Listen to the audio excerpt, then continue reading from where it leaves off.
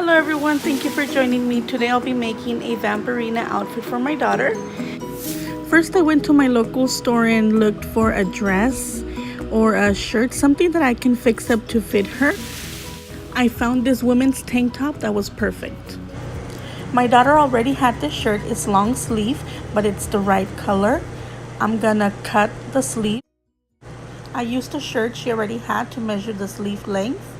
And then I used that same shirt and placed the tank top on top to measure the sides and cut along the edge diagonally.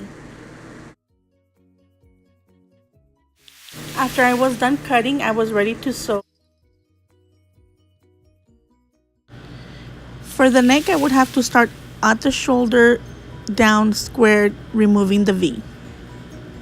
To make the design on the dress, I'm using a fabric marker. You can also use whiteout if you're only gonna use it one time.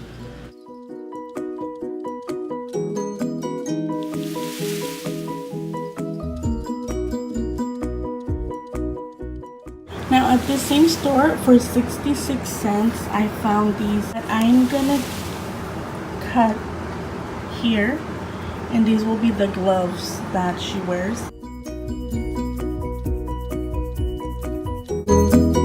I've never done this before, but I'm gonna try using food color to dye these right here.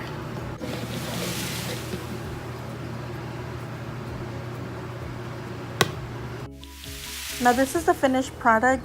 It will have to do for this time. It's not the best dye, but other options can be find some socks in that same color or making the gloves out of felt, something inexpensive. I created the skull that goes on the dress with extra felt that I had.